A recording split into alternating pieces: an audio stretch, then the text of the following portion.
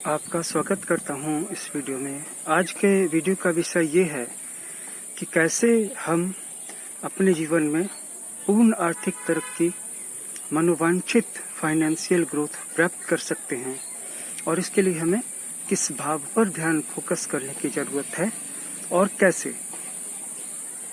हमारे जीवन का सबसे महत्वपूर्ण भाव हमारा 10वां भाव होता है। क्यों? क्योंकि जो कुछ हमारे भाग्य में नहीं भी लिखा है उसको हम अपने कर्मों के द्वारा प्राप्त जो कर सकते हैं। इसका मतलब है कि अगर आपकी जन्म कुंडली के बाकी सारे भाव अगर किसी बाधा से ग्रस्त भी हैं, लेकिन अगर आपकी जन्म कुंडली का सिर्फ 10वां भाव मजबूत है तो आपका कर्म इतना प्रखर होगा, आपकी मेहनत इतनी स्ट्रांग हो जाएगी कि आप अपने परिश्रम के बल पे, अपने प्रयासों के बल पे, अपने कर्मों के बल पे उस चीज को भी प्राप्त करने में सफल हो जाएंगे जो चीज आपके भाग्य में लिखी हुई ही नहीं थी। सारांश ये है कि हमें अपने 10वें भाव को ठीक करने की आवश्यकता है। लेकिन क्या यह इतना ही आसान है? 10वें भाव को ही एक्टिवेट कर लेने से अगर जीवन में डिजायर्ड सक्सेस मिल जाती तो हर कोई इसे कर लेता, क्योंकि एक ही भाव को तो सफल करना था। अब बात क्या है कि आप अपने प्रीवियस हाउसेस यानी कि केंद्रों को स्ट्रांग किए बिना 10वें घर का लाभ नहीं ले सकते। वहाँ पर लाभ रखा हुआ है, 10वां ग्रह ठीक भी है, लेकिन उससे जो लाभ आप तक आने वाला था वो लिंक टूट गया है। इस बात को समझाने के लिए सबसे पहले आपको ये समझना होगा कि हमारे लग्न भाव को केंद्र भाव भी कहते हैं। चौथा, 7वां और 10वां भाव क्रमशः अगले केंद्र हैं। उत्तरोत्तर ये महत्वपूर्ण होते चले जाते हैं। इनमें 10वां भाव सबसे ज़्यादा महत्वपूर्ण है, लेकिन स्टार्टिंग तो हमारे लग्न से ही होती है। हम अपने लग्न भाव को मजबूत किए बिना 10वें भाव तो क्या चौथे भाव तक भी नहीं पहुंच सकते। सबसे पहले हमें लग्न से स्टार्ट करना चाहिए। लग्न क्या है? खुद हम, हमारा व्यक्तित्व, हमारी लाइफ स्टाइल, हमारा सेंस ऑफ फैशन, हमारे रहने का तरीका, हमारे कपड़े, हम कितना साफ सुथरा रह पाते हैं, हम कितना ऑर्गेनाइज्ड तरीके से रह पाते हैं, यही सब। तो जैसा कि मैंने कहा कि आगे बढ़ने से पहले लग्न भाव के ट्रेट्स को सही करना ज़रूरी है। जब हमारे बच्चों का स्कूल में एडमिशन होता है या जब हम बच्चे थे, हमारा एडमिशन स्कूलों में हुआ था, तो नर्सरी स्कूल से, किंडरगार्टन से, प्राइमरी स्कूल से ही हमें ये सिखाया गया था कि कपड़े साफ सुथरे पहनो, जूते चप्पल साफ करके पहनो, नाखून गंदे मत होने दो, बाल ज़्यादा बड़े मत होने दो, अपनी किताबों को, कॉपियों को अच्छी तरह से व्यवस्थित तरीके से बैग में रखो या घर में रखो, टेबल पर बिखरा कर मत रखो, चप्पलें उल्टी मत रखो। इससे हमारे व्यक्तित्व का विकास होता है। यही बुनियादी सूत्र है। जीवन में बहुत सारे लोग इसीलिए आगे नहीं बढ़ पाते क्योंकि वो सबसे पहले फर्स्ट भाव का ही क्राइटेरिया मीट नहीं कर पाते। इसके बाद जब हम साफ सुथरा, ऑर्गेनाइज्ड, स्मार्ट रहना और दिखना सीख लेते हैं, तब भी 2 चीज़ें और बाकी रह जाती हैं। वो है चौथे भाव की क्राइटेरिया। चौथे भाव में क्या करना है? आपको अपने घर को, अपने स्टडी रूम को, अपने वर्क प्लेस को टाइडी रखना है, सजा सवरा साफ सुथरा रखना है। ओके? अगर आपके पास एक प्रॉपर हाउस नहीं है या आपके पास जैसा भी हाउस है उसको आप यथाशक्ति ऑर्गेनाइज नहीं रख सकते हैं, वेल टू डू नहीं रख सकते, मेंटेन नहीं रख सकते हैं, तो इसका रिफ्लेक्शन डायरेक्टली 7th हाउस पे पड़ेगा और आप दुनिया के किसी भी जॉब को पकड़ लीजिए, वहाँ पे आपको अशांति ही मिलेगी और लास्ट में वो जो जॉब है या तो आपको खुद छोड़ देना पड़ेगा या आपसे छुड़वा दिया जाएगा। मैं ये नहीं कहता कि आपके पास लाख रुपए भी नहीं हैं और आप 3 मिलियन का घर बना लीजिए।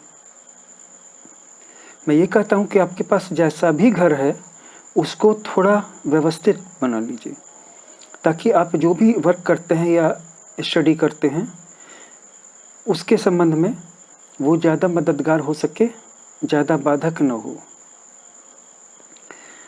इसके बाद आती है बारी 7th हाउस की। 7th हाउस से मैनरिज्म का, कन्वर्सेशन स्किल का, टॉकिंग का, लोगों से हमारे रिलेशन का, न सिर्फ जीवन साथी से बल्कि लोगों से रिलेशन का।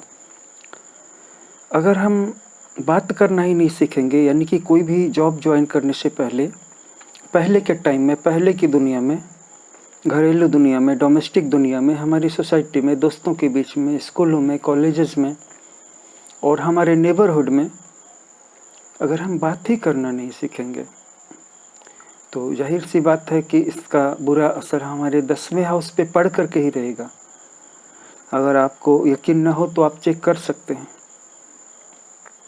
जिस व्यक्ति के लोगों के साथ संबंध खराब होते हैं अक्सर उसके अपने जीवन साथी के साथ संबंध खराब होते हैं, या जिसके अपने जीवन साथी के साथ संबंध अच्छे नहीं होते हैं उसके बाहरी दुनिया में लोगों के साथ भी संबंध खराब होते और बिगड़ते चले जाते हैं। तो ऑफिस में तो बिगड़ ही जाएंगे।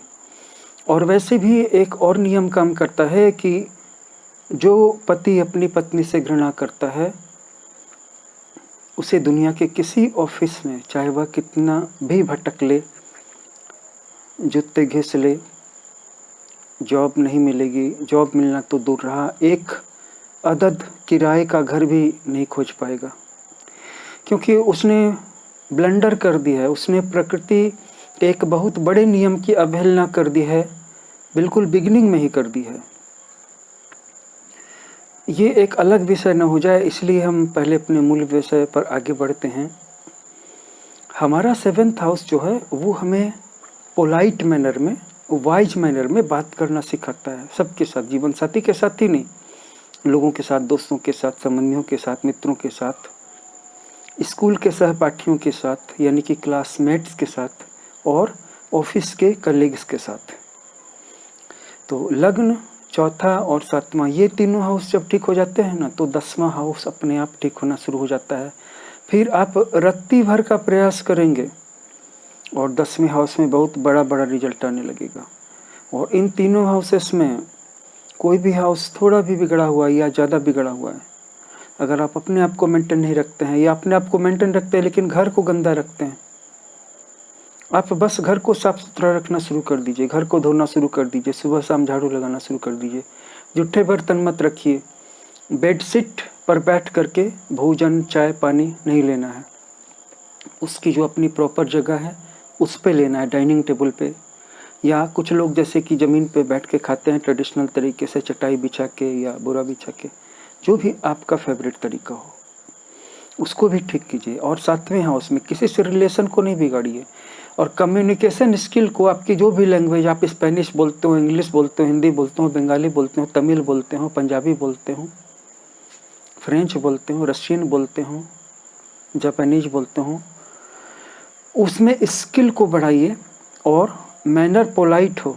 मैनर र्यूड ना हो और लोगों की बात सुनने की ताकत पैदा कीजिए, न कि सिर्फ अपनी बात बोले चले जा रहे हैं। तो इन तीनों बातों को ठीक करने से पहले चौथे और 7वें भाव के बीच में जो एक लिंक था वो रिक्रिएट हो जाता है, रिस्टोर हो जाता है, जिसका सबसे पहला इम्पैक्ट 10वें भाव पे पड़ता है, जॉब पे। बढ़िया से आपको एक जॉब मिल जाएगी, आप इसको ट्राई करके देख सकते हैं। तो इस वीडियो में हमने आपको ये बताया कि हर हाउस अपने प्रीवियस हाउस से कनेक्टेड है, लिंक्ड है। अगले वीडियो में हम त्रिकोण के संबंध में भी चर्चा करेंगे, जैसे कि पहला हाउस त्रिकोण भी कहा जाता है, केंद्र भी, दूसरा त्रिकोण 5वां हाउस है और अगला और लास्ट त्रिकोण 9वां हाउस है।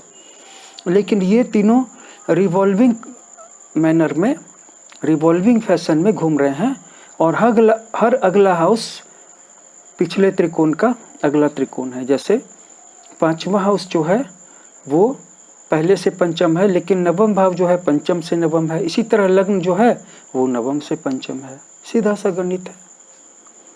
लेकिन इनमें से अगर एक भी भाव कमज़ोर है या आपके कृत्यों के कारण या मिस्टेक्स के कारण कमज़ोर हो गया, अगर आप उसको ठीक नहीं करेंगे तो इनमें से कोई भी भाव ठीक से काम नहीं करेगा। Because everything in this cosmos is interconnected, things are interconnected. ये इंटरकनेक्शन का जो लॉ है, ये ज्योतिष का, एस्ट्रोलॉजी का मूलभूत लॉ है। बहरहाल आपका अपनी जन्म कुंडली के बारे में अगर कोई प्रश्न हो तो बेफिक्र होकर हमसे पूछ सकते हैं। हमारा व्हाट्सएप नंबर स्क्रीन पे दिया हुआ है। हर बार की तरह चैनल को सब्सक्राइब कर लीजिएगा, वीडियो को लाइक कर दीजिएगा, और अगर अभी तक आपने नहीं किया है तो ज़रूर कर लीजिएगा सब्सक्राइब। Thanks for watching.